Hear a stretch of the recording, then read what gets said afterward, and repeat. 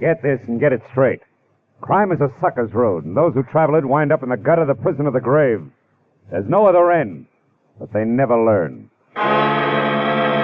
Wrigley's Spearmint Chewing Gum, the refreshing, delicious treat that gives you chewing enjoyment, presents for your listening enjoyment Raymond Chandler's most famous character in The Adventures of Philip Marlowe.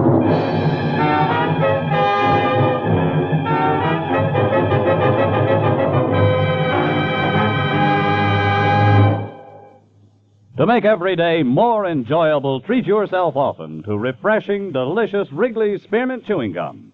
Here's a taste treat you can enjoy indoors, outdoors, at work, or at play. The cool, long-lasting mint flavor refreshes you. The smooth, steady chewing helps keep you fresh and alert. Adds enjoyment to whatever you're doing. Wrigley's Spearmint Chewing Gum. Healthful, refreshing, delicious. Now, with Gerald Moore, starred as Philip Marlowe, the makers of Wrigley's Spearmint Chewing Gum are glad to bring you tonight's exciting story, The Girl from Pitchfork Corners.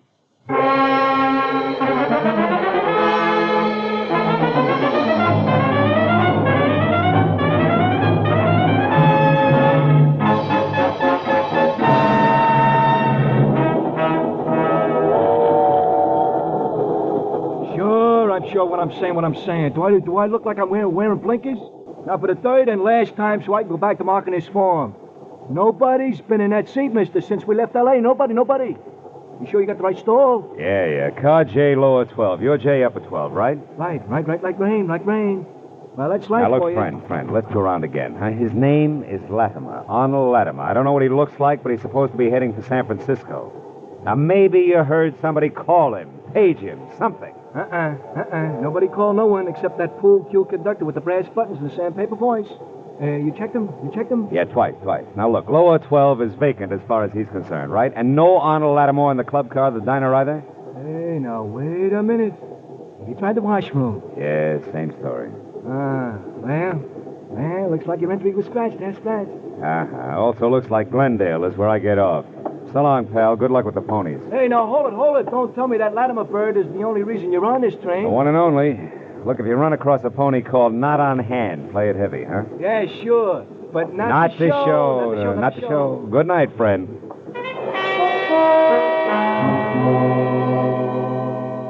I waited on the platform at Glendale until the chrome streamliner had glided out with car J, lower 12, still empty. Then I got a cab back to Union Station in L.A., picked up my own car, and headed for 1312 North Bronson Drive in Hollywood, and a woman I'd never seen named Donna Rollins. She had hired me by special delivery letter that afternoon, crisp $50 bill enclosed therein, to be sure that one Arnold Latimer was going where he'd said he was going. That had been my job. Well, the place on Bronson was the kind of imitation Mount Vernon architecture where Washington couldn't have slept a wink. The lady that answered the door was about as colonial as Bebop. Yet she was a full lap behind the other extreme, known as glamorous Hollywood type. Just a nice-looking anybody, with freckles, brown hair, and a soft bun, and dressed in a white blouse that didn't plunge an inch. Yes? What is it? Oh, I'm Philip Marlowe, Miss Rollins. I'm afraid you're entitled to some change. May I come in? Change? What do you mean, change? Yeah, $50. It's a lot of money for a one-line report on a little man who wasn't there. Miss Rollins, did you hear me? Yes, Mr. Marlowe. I don't like to seem abrupt, but I'm very busy. Excuse me, please. You seem to have lost interest in Mr. Latimer in a hurry. You know, when you sent me the letter this afternoon... Please, Mr. Marlowe, there isn't time for talk. I've already told you I'm very busy. Good night. Okay, baby. Good night it is. I backed my nose off the front door knocker, chalked Donna Rollins off as another woman who had changed her jittery mind, and walked a dozen yards back to where I'd parked my car. The crisp $50 bill was still burning a hole in my pocket. When I was in behind the wheel, I was still worried about taking so much for so little, until I flicked my headlights on and the slash of white picked up something I hadn't expected. Donna Rollins, her coat thrown over her arm, her face stamped with fear, was running away from the house like it was going to blow up, headed for a taxicab parked close to a corner. I started my car to follow her, but I never made it, because a hot rod decided all at once to park in front of me. You big jerk! He had a adolescent climbed over his door and came toward me. He was strictly brash high school sophomore with dialogue to match. Of course, the cab was gone. Well, Pappy, nice going. Your bumpers pleated my twin pipes. Well, what do you calculate doing about it? If you were 5 years older and 5 inches taller, I'd pleat you, Pappy. Now, come here. Oh, hey, let me go. Not until I speak my piece. You, Sonny, are going to get those two cars apart in less than 2 minutes because I don't calculate on being gone any longer. Is that crystal clear? Yeah, sure, mister. Sure, I'll fix it up double quick. You'll see. I practically got it done now. Okay? I don't know. We'll talk about it again in 2 minutes. I had no idea what Donna Rollins had been running to or from. But the fact that she was gone while her front door was still open made her house the first place to check. I found the living room nothing more or less than I'd seen at my first peek. Plush, but empty. The bedroom beyond was the same. White satin drapes spilling onto a wall-to-wall jet black hook rug, and on the far side of the room, sprawled over an also white ottoman, a very beautiful blonde girl, very dead. She'd been shot twice in the back sometime in the last hour. And there was no identification in any of the pockets of the expensively tailored gabardine suit that she wore. In her handbag, the story was the same. Yeah, it looked like Donna had had good reason to run, but that I had a better one for calling the police. Or taking her messages. Hello? I want to talk to Donna. She isn't in. Message? Yeah, here's a message. I want you to find her and get her this to me, please. Hey, I can't hear you. Are you still there? Yeah. Now, hold on. Oh. His phone booth's leaked. Okay. Who are you? Friend of Donna's. You said you had a message. Yeah, so I did. But? But I think you're awful anxious, fella. Too anxious. Oh, now, wait a minute. Don't get touchy. I'm a friend, all right. Skip it, friend. Not a chance, Junior. Nevins, 1, 2, 1, 2. We may get together yet. Los Angeles City Building, Fire Department. Battalion Chief Kegler, please. One moment, sir. All right. Battalion Chief. Phil Marlowe, Keg. Oh, hi, Phil. Look, can you get me some dope in a big hurry? It's important. Well, sure, Phil. Name it. What firehouse went out on a call less than a minute ago? Can you look it up? Well, I don't have to. It's here on the board in front of me. Engine Company 5, Phil, San Fernando Valley. But it's only a small I brush don't fire. care about that, Keg. Where does Engine Company 5 live? Where in the valley? Can you give me that? Well, I think so, Phil. Seen it was me own outfit for 14 years. The corner of Ventura Boulevard and Whitsett. But, Phil, what do you want to... I'll call you later, Chief. We'll talk it over then, huh? Thanks. Goodbye. I was playing a long shot, but any kind of a lead on a deep freeze voice who had a message for a girl who left a corpse in her bedroom was worth checking. So for the time being, I skipped calling the police and left the place lights out, door closed but not locked. Then I found my car where the hot rod pilot had left it. Started for the San Fernando Valley in the firehouse called 5.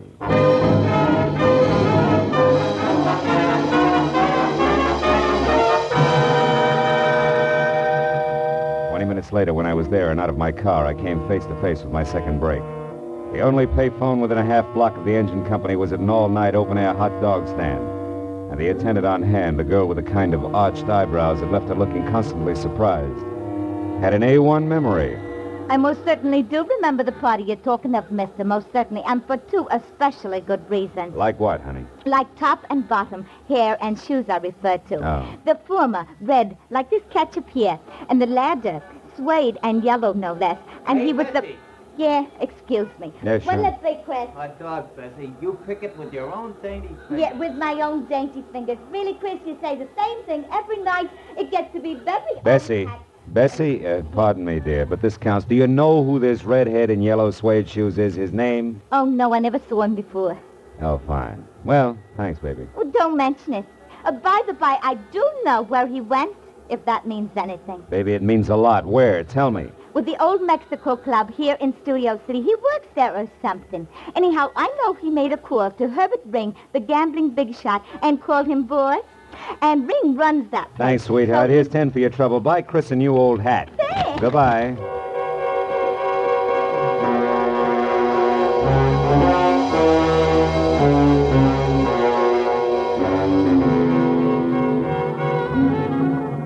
The old Mexico club was phony south of the border from authentic Latin American rumba team I'd seen billed as Mr. and Mrs. Buck and Wing a month ago at the policeman's ball, to a life-size painting of a bullfighter who had his cape thrown over the wrong shoulder. It was strictly second-rate all the way down and back up the line to the proprietor himself, Herbert Ring, an almost smooth, almost big bookmaker whom I knew slightly. I found him at a corner table, huddled over a glass of milk, listening hard to none other than the redhead with the gaily colored feet. When I stepped up to them, the conversation broke off sharply. Well. Hiya, Phil. What's new, boy? Oh, nothing much, Herb. Outside of a job I just landed. A girl named Donna Rollins. Donna Rollins? Quiet, Larry. Excuse us, won't you? Sit down, Phil, sit down. Mr. Marlowe, Larry. How are you? I'll be at the bar, boss. He's not so friendly, Phil. The evasive type, if you know what I mean. Yeah. Evasive like Arnold Latimer, maybe? Arnold Who's that, Phil? Now listen, Herb, I'm trying it straight. Donna Rollins and you, what's the tie? I forget. Your angle? Right now, curiosity and a corpse, no more. Oh, somebody's dead, huh? Where? I forget. Round two, Herbie. Yeah. Okay, Phil, you've got as much good sense as you have nerve. Thanks. I'll try it straight for a while. A certain party has me over the barrel. Tonight's the payoff. I plan on making it. That's all. Blackmail? And you're almost happy about it? Oh. Now look, Herb, you don't expect me... You're thinking like an honest man. Now, turn it over. Huh? I'm stuck, so I pay. Once. Blackmail's your name for it. We call it smart money. And smart money's what we deal in. You follow? Almost. But this certain party, is it Donna Rollins? Marlowe, after what I said about your good sense... Oh, yeah. How straight can you get, huh? Leave it alone, Phil. Good night, boy.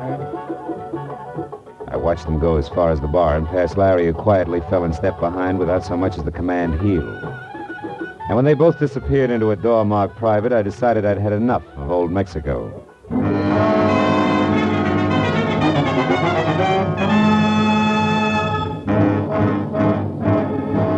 I got out to my car and pointed it back for Donna Rollins' place for the only reason left. I didn't know where else to go. Half hour later, when I was there, I was glad it had played that way because number 1312 North Bronson was not dark as I'd left it, but lights on, front door wide open, radio going, and for a topper, a gentleman of maybe 35, in tweeds and a sunburn, mixing himself a drink. The evening paper open on a nearby coffee table. What? Good evening. Oh, you startled me. You a friend of Donna's? Yeah. She in? No, she... Say, who are you? You barge in here, close the door, make yourself... I told you I'm a friend of Donna's. Oh? That's odd. So am I. A steady boyfriend. Shall we try again? All right, the name's Marlowe. I'm a private detective working for Donna. Donna hired a private detective? Why? What's wrong? Take it easy, Mr... Sattler, Doug Sattler. Now, please, now, Mr. Marlowe, come to the point. I had a date with Donna. Yeah, well, from the way she left here, I don't think she's going to keep it. Why not? Why shouldn't she? Well, for one thing, if you don't know already, there's a body in the bedroom there. But somebody's dead in there? Yeah, very dead. Mm-hmm. Let's have a look, huh? Maybe somebody you can identify. It's a woman, Mr. Sattler, a blonde. She was shot. Well, who is it, Sattler? Friend of Donna? Oh. It's Donna.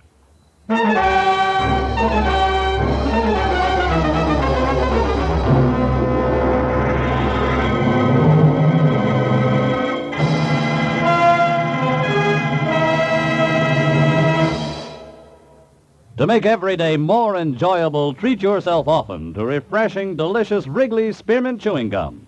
The lively, full-bodied, real mint flavor cools your mouth, moistens your throat, freshens your taste.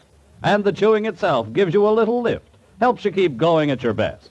So for real chewing enjoyment that's refreshing and long-lasting, always keep Wrigley's Spearmint Chewing Gum handy. Healthful, delicious Wrigley's Spearmint Gum will make every day more enjoyable.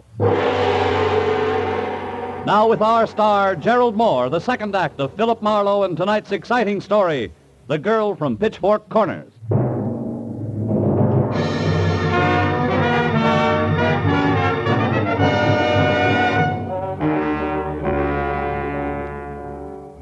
bedroom was no prettier than it had been when I first found it, only now it had a name. Donna Rollins, my client. And as Doug Sattler stared at it and repeated the name, his long hands began to twist each other and its forehead got sticky. I finally took him by the shoulder and turned him around, away from it. His glistening gray eyes avoided me and instead darted at the corners of the room frantically like a pair of scared mice looking for a place to hide. Donna dead like that? I just can't get it through my head. Why? Well, let's try the easy ones first, like who, huh? You mean you know who did this? Yeah, it's not exactly at the handcuff stage, Sattler, but I got a prospect. Come on, let's go in the other room. You can probably use a brace. Yeah, thanks. I need a drink. Yeah, I think it's a girl, a cute one with dark eyes and a double row of freckles across her nose. Freckles? Yeah, also she has brown hair and a bun and a mouth that probably liked to smile once. I wasn't doing much of that when I reported to her tonight. You reported to her. Now, wait a minute. That's impossible, Marlowe. Why? She was right here in the apartment. Furthermore, she said she was Donna Rollins. I can't understand this, any of it. Hey, wait a minute. Take it easy with that stuff. I said a brace, not a bottle. I need it. See, I know the girl you've just described. Hmm? Her name's Beverly Cheskin. Cheskin. And a reason for killing, if she did? Jealousy. Maybe you better draw me a picture. She's a crazy, unreasonable kid from the sticks, Marlowe. For Pitchfork Corners, Kansas. From where? That's right, Pitchfork Corners. Oh. The rest of it's just as fantastic. Well, what's the rest of the story? Last summer, my car broke down. I was stuck there for a week. Mm-hmm. She worked in the only drugstore in town. I was just about the first guy she'd ever seen in something beside a straw hat and overalls. She fell for me, and, well, I kind of led her on. You know how a fellow will. I should. I've been hearing the same story since I was in the 3rd grade. It's the truth. Oh, sure. Rest of it, no doubt, goes right down the same cob. From sweet nothings to love letters sealed with a kiss. You finally got around to breaking it to her gently about Donna. She wouldn't believe you, and before you knew it, she dropped everything and came to the big city, huh? Yeah, 2 days ago. Yeah. You make it all sound pretty silly. It's no sillier to me than that corpse in there. Okay. It's hard to believe she'd actually commit a murder, Marlowe. She does have a temper. And she's just pulled her life out by the roots. And you know what? They grow deep in places like Pitchfork Corners, city boy, or didn't you care? Of course I did. Crazy little fool. I tried to reason with her in my letters, Never mind. Let's get on to the sophisticated part, huh? About Donna and one Mr. Latimer, for instance. Latimer? Who's that? Oh. How about Donna and Herbert Ring? I don't know any Herbert Ring either. Mm-hmm. But Donna had a lot of business friends I didn't bother with. Why?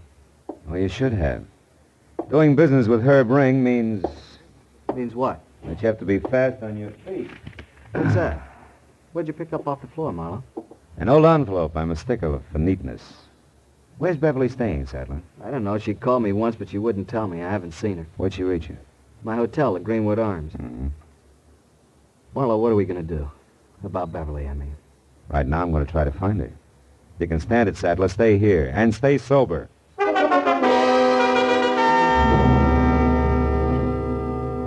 The crumpled envelope I'd found that didn't belong on Donna's floor had come from the Sunflower Motor Court. Qualified as a lead only because the name might appeal to a sentimental Kansan a long way from home. Well, it took the night man at the place 5 fumbling minutes to discover that Beverly Cheskin actually was registered. 5 more to remember that she got a call just before I showed up. Had left in a big hurry and had crossed the street toward Sam's, which was the U-Drive car lot done in tired green. So was Sam. Sorry, Sonny, but you're out of luck. Ain't a buggy left on the lot. Them 2 out there laid up. I don't want a car, Sam. I got my own across the street. I'm looking for a girl. What you doing it in here for? Because her name is Beverly Cheskin. Beverly. Well, say now, ain't this a coincidence? Is it? Pretty little thing by that name was just in. Freckles and all. Don't see Freckles out here much. Made me kind of homesick. Yeah, I'll bet. Did she rent a car from you? Oh, sure did. Brand new Nash, last one. Oh? Darn near didn't give it to her. She's mighty keyed up, you see. Figured the L.A. traffic had put the wild on her till I found out it was love. Love? What do you mean? Why, she asked me what was the shortest way up to Vista Point. Won't you get it, son? I'll be very honest, not yet, no. Well, Vista's Mexican for view, senor. Point's just a hoot and holler east of the observatory. See the whole darn valley and all of L.A. from up there. Oh, that's where she's headed, huh? You sure? Well, reckon. Most romantic spot around. Dangerous road, though, more ways than one. But you ain't kidding me. I bet you know all about it. Well, not all, but I'm willing to find out. Thanks, Sammy. That's all right. Don't break your neck across the street, son, as you wait.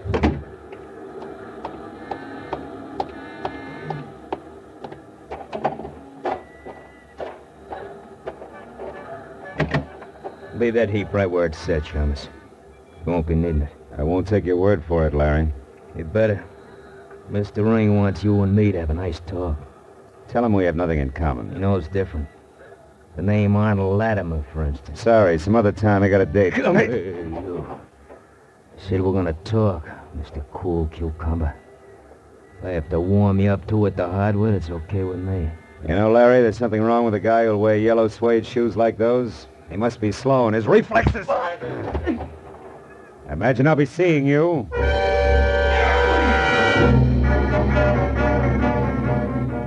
As I headed for Vista Point, two ugly facts stood out clearly. First, the only person Beverly Cheskin would rush off to Vista Point for was Doug Sattler. Second, he had to be a liar because he called her just as soon as my back was turned. And they both added up to the same thing, another corpse. The road up from the valley floor was a narrow strip of crumbling concrete as full of twists as a hurt worm. But near the top it leveled off in a series of ragged terraces, grossly overrated as a lover's rendezvous. I pulled off the road, hid my car near a scrub oak, and went the rest of the way up on foot. A cold wind lashed at the manzanita as I worked my way up to the crest. The half-moon played unpredictable tag with low clouds. So I followed the shadow of a stone wall out onto the jutting point, where the mountain fell away on three sides into a black gorge. Finally, I spotted them. Doug Sattler and the freckled kid from Pitchfork Corners, standing close together at the edge of oblivion. I was in love with you, Doug. I still am. Doesn't my being here prove that? When you called me at the motel, I came up here as fast as I could, even though I knew what you'd done. Oh, Doug, why did you have to kill her? Why? Because she double-crossed me on a business deal. A blackmail deal, Beverly. Blackmail? That's right. Donna knew plenty about certain men in this town, big-timers who'd pay thousands or kill to keep others from finding out about me. Oh, Doug, how could you? Well, it was risky. I had to pose as somebody who didn't exist, a Mr. Arnold Latimer, and pretend that he was the one who had all the information. I demanded 50 grand from a guy named Ring and set Donna up as the go-between. Then, as Latimer, I was supposed to go to San Francisco on the train and wait for Donna to come with the money. But I'd have waited the rest of my life. She intended to keep it all for herself. But you killed her, Doug. Was it that important to you? You still don't get it, do you? I know now that there's no chance for us, for you and me. No chance at all, ever. I'm going through with the deal alone, Beverly. I'm going to get that money. But I've got to do something else first. I'd heard enough. You don't really think I reached for my .38 and edged along the wall toward them to where I knew I couldn't miss. I made a mistake, Beverly. I dropped an envelope in Donna's place and Marlowe found it. He knows I lied, but I can still say I did it to protect you. Protect me? What do you mean? He'll be up here eventually, but all he's going to find is a stupid kid from Pitchfork Corners who murdered a rival in a fit of jealousy and then couldn't face it and came... I was counting on the wind to cover any noise, and it did. You see, it was a... That's why I was caught flat-footed when the shock came. Sattler lurched up on his toes and doubled over, clawing at his stomach.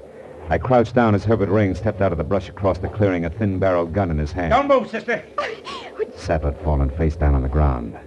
I started moving again as Ring rolled him over with his foot. He was dead. That's the only payoff Mr. Arnold Latimer gets for me. It's too bad you had to be here to see it made, sister, because I can't afford a witness. I'm sorry, I really am. But it's no worse than he was going to do to you. Ring! Duck, Beverly! Let that gun lay, Ring. Don't reach for it. Just relax. And Larry, that louse, he was supposed to... Yeah, it's a little late for tips, Herb. You should have hired a better class of help. Go fry your head. Nobody's perfect. Even you. Yeah, where'd I slip? Too much volume when I talk to Sam? Yeah, that's right, Loudmouth. I tagged you there, and listen. So you knew where to come and you heard the rest of it up here just like I did. You take it, Herb? It's not going to be easy getting you down this hill to a dock. Are you kidding, Shamus? I ain't moving any place. If you know any pretty words, go say 'em to the lady. She's the one who needs 'em. They'll go over big in Pitchfork Corners.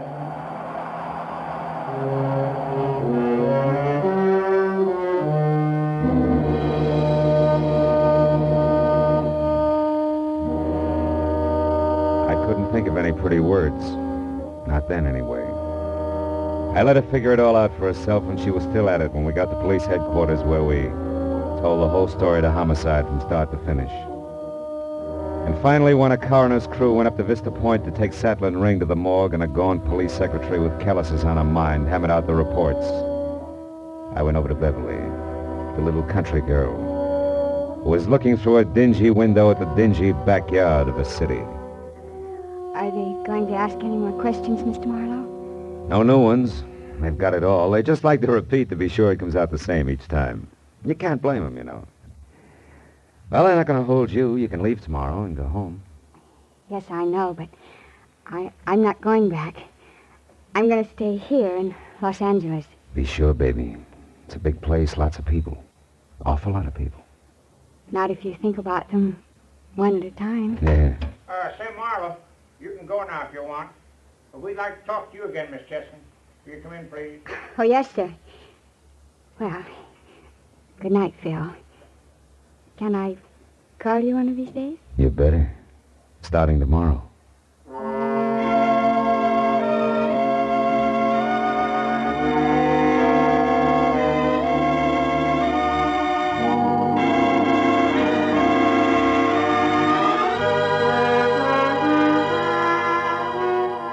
She smiled. And the freckles on her nose all ran together. Yeah, it was a lovely sight, that nose. I watched her walk into the lieutenant's office, and then I went out, got in my car, and headed home. And as I drove, I thought about hepcats, hicks, and hayseeds. But as she suggested, one at a time. You know what? It worked. That way there's no difference. They're all people. Yeah, I had a hunch I was going to be planning on that phone call tomorrow.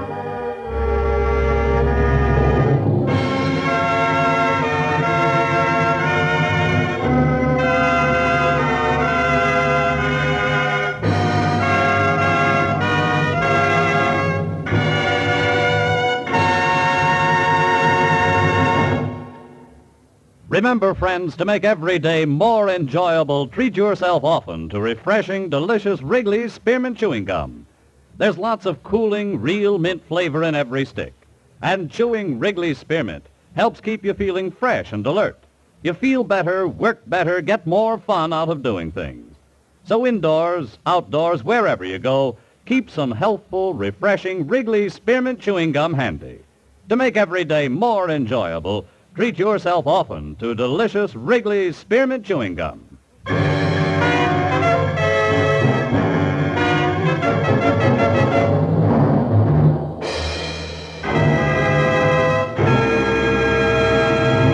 The Adventures of Philip Marlowe, presented by Wrigley's Spearmint Gum, bring you Raymond Chandler's most famous character and star, Gerald Moore. Philip Marlowe is produced and directed by Norman MacDonald and written for radio by Robert Mitchell and Gene Levitt. Featured in the cast were Sammy Hill, Peter Leeds, Wally Mayer, Hugh Thomas, Anthony Barrett, Vivi Janis, and Harry Bartell. Special music is composed and conducted by Richard Arant. The makers of Wrigley's Spearmint Chewing Gum hope you enjoyed tonight's Adventures of Philip Marlowe and that you're enjoying Wrigley's Spearmint Gum every day. We invite you to be with us next week when Philip Marlowe says... This time I spent the night in an ancient Spanish castle with an overworked count guarding a tomb. A caretaker with blood on his mind and a 7-footer called Peter the Cruel, which was one thing. The other was worse. They all lived in the 16th century. Bob Stevenson speaking. This is CBS, the Columbia Broadcasting System.